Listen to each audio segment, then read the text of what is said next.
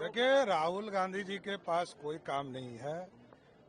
55 वर्षों तक उनके परिवार ने देश और बिहार को लूटा है, ये सब लोग जानते हैं। इसलिए लालू जी का राज हो या कांग्रेस पार्टी का राज हो, ये पूरा देश जानता है कि इस देश को लूटने वाला गांधी परिवार है। पदयात्रा कुछ फायदा होगा आने वाले चुनाव में लोगों को? किस चीज का फायदा होगा? उन्होंने और उनके परिवार ने जब देश को लूटा है तो वो कहां से संभव है कि उनको लाभ मिल पाएगा?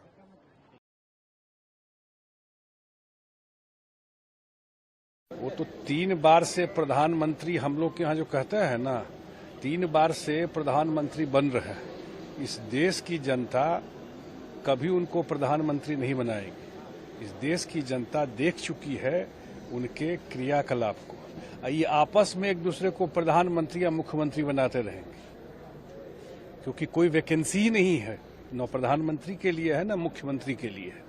मोटा बात यह है कि एक बात मैं जिस पर्पस के लिए आप ये पूछ रहे हैं, कि फिर मैं रिपीट कर रहा हूं कि SIR सिर्फ बिहार में हो रहा है। ये जो प्रोटेस्ट पूरा लोग बिहार के बाहर चला रहे हैं, तो बिहार के लोगों से क्यों नहीं पूछते हैं कि उनका क्या व्यू है? SIR जो हो रहा है सही हो रहा है? क्या हो गया आपका? पूरे बिहार में ये कोई मुद्दा ही नहीं है। चलिएगा ना चुनाव में।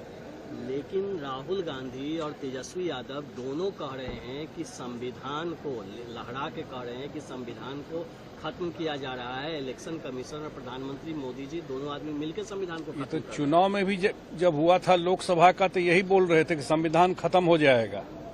इनके बाद को जनता का भरोसा है क्या? क्यों नहीं पूछते हैं राहुल गांधी जी से कि बिहार में हम लोग तो बोले हैं राष्ट्रपति शासन लगाए, जब विधायक लोग ओथ नहीं लिया था 2005 में, रात में 12 बजे राष्ट्रपति शासन लगाए थे। अब्दुल कलाम साहब नहीं रहे, मॉस्को में थे, फैक्स पर मंगा करके साइन करवा के राष्ट्रपति शासन लगाए थे। आज सुप्रीम कोर्ट ने कहा था कि ये गलत था, असंवैधानिक था। इस पर बताएं कि कैसे राष्ट्रपति शासन बिहार में लगा दिए। ऐसे विधायकों का इलेक्टेड जनता के द्वारा बिहार के 1 साल में 2 चुनाव बिहार की जनता को देखना पड़ा। किस सरकार का देन था? किस नेता का देन था? आज जिनके साथ मंच शेयर कर रहे हैं, तो किसका ऑर्डिनेंस फाड़े थे भ्रष्टाचार पर? अरे कहाँ ये इन लोगों का पुराना इतिहास देखिए ना, सब कुछ समझ में आ जाएगा। किसका फाड़े थे ऑर्डिनेंस भ्रष्टाचार पर? आज उन्हीं के साथ बैठ के मंच पे बैठे रहते हैं। तो इसलिए बिहार में कोई दाल गलने वाला नहीं है। मोटा बात यह है, इस लोग आपसे में प्रधानमंत्री या मुख्यमंत्री खेलते रहेंगे। समझ गए? जनता जो है वो सब समझ रही है। ये आपस में हम लोग नहीं बचपन में खेलते रहते थे कि तुम ये बन जाओ, तुम वो बन जाओ, तो उसी टाइप का है खेल इन लोग का। जो वो यात्रा कर रहे हैं और जिस भी तरीके से जो भी इसके पीछे का उनका छुपा हुआ मोटिव हो, इस यात्रा से उनके गठबंधन को कोई फायदा नहीं होने वाला है, क्योंकि बिहार की जनता पूरी तरीके से अपना मन बना ली है कि जिसने बिहार में विकास किया है सिर्फ उसी को जिताना है।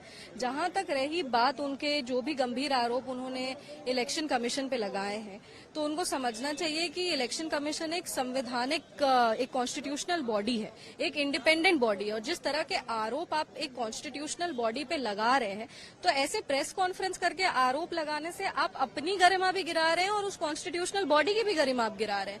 इलेक्शन कमीशन तो कह रही है कि ठीक है, अगर आपको कोई समस्या, आप हमको एफिडेविट करके उसको आप दीजिए, आप उसको फॉर्मल तरीके से आप उसको हमको लिख करके दीजिए, पर आप वो करना नहीं चाह रहे हैं और आप पूरे देश को गुमराह कर रहे हैं। पूरे देश में आप एक फॉल्स प्रोपेगेंडा स्थापित करना चाह रहे हैं कि वोट चोरी हो रहा है, वोट चोरी हो रहा है। अरे वोट अगर चोरी हो रहा है, आप इतने गंभीर हैं उसके बारे में, तो आप उसका जो प्रॉपर फॉर्मल स्टेप्स है आप वो ना लीजिएगा भाई।